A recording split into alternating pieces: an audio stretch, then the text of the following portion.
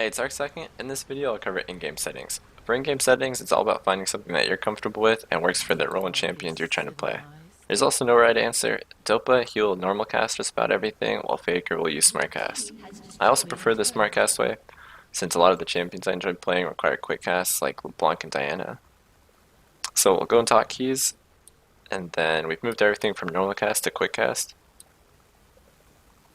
So we'll start with spell 1, and then I have my pinky on Q, going down, and then DF for a summoner spell, also quick cast.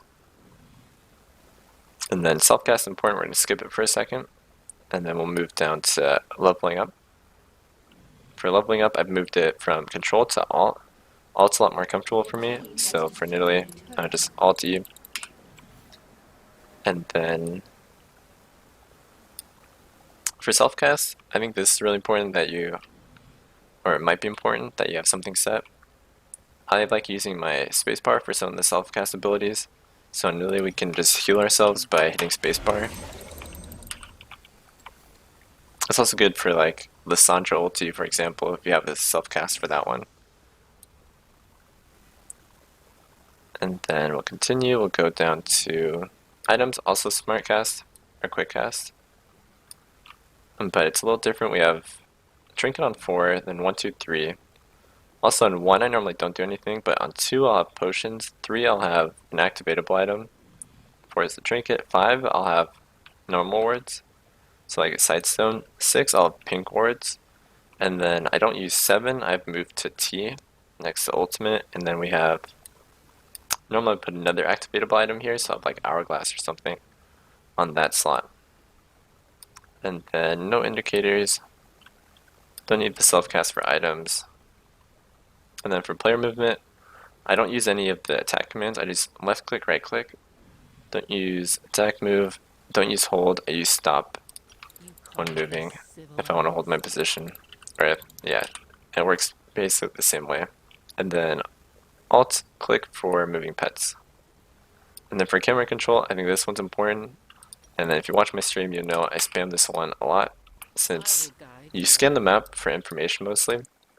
But then you also want to be able to bring the camera back to you where basically the action happens that you're involved with. So we'll scan, take a look at their blue, just kind of scan the map, like see exactly, like if the wave was closer, like mid lane, we'll see just how big the wave is.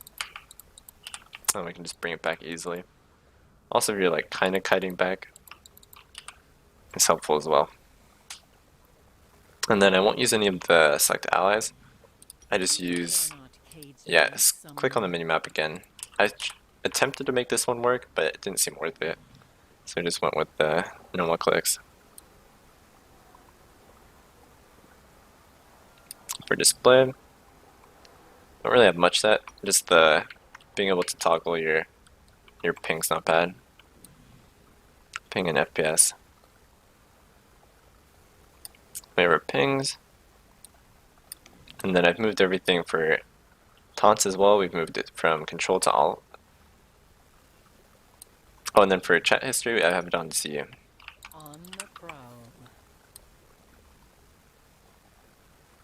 For menus, this used to happen to me a lot on scoreboard. I think I used to open it on accident. I'm not sure how, but it would happen to me a lot, so I moved it all the way to O, just to get it out of the way. And then we'll use tab to open up the scoreboard. That's it. And then, oh, for shop, we have it on A, just to open it quickly. Okay, we'll move on to video. For video, we have 1920, 1080. I like borderless to move in between. These are the ones, I don't think these matter that much. All are good. On average, I think pro players have relatively lower settings. I still like mine on high. I think that's what Faker uses as well. And then I think this is a good one to have checked, and we'll have this one off. And then, oh, for FPS, you just normally want something above 60. Uncapped, I think anything's good, you just want it somewhere above 60. I just stick with the 120. Okay, we'll move on to sound. For sound, I have it set to 25 just because it's more even with the rest of my settings on my computer. And then we have music volume off, and then everything else is on.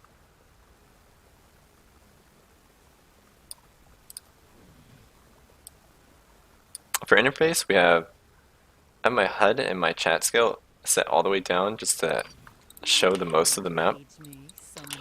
And besides, I think HUD I could put a little bit higher, but I don't think the chat one's that important. Besides flash timers or summoner spell timers, normally there's not that much I look for in chat, and the numbers still pop out most of the times I can find them that way.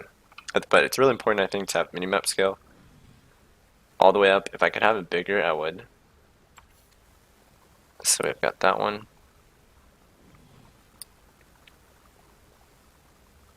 We have these settings. Let me see. Oh, this is one I added recently, is show spell cost. I think this one's great to have. I used to have to hover over it, but now we just have the text right there. That's also another thing I didn't mention earlier when doing like range indicators.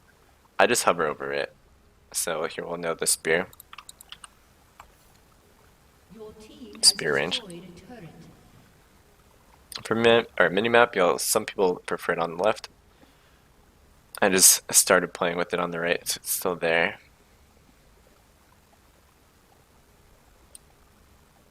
Oh, and then having timestamps, really important for chat. Also think this one's important, experience, so you know if you're still in experience range, sometimes you'll hide somewhere. Like mid lane, you'll hide behind this wall, and you can still get the XP. And then you can also do like a Wraith Camp, sometimes you'll get min XP even with the minions dying at tower. So you can get both if you can't cover the tower. And then onto game, I have so my DPI is at 1620, and then we just have it in game. We have it set at 50, and then to move the camera to scroll a little bit faster, we have it at 55. And then I never use the keyboard to scroll, so we just have that at 50. I think it's important to have move camera on revive off. So if you're like looking for a TP play, it won't mess you up too badly. You won't have to like rescan the area and look for the same TP spot again.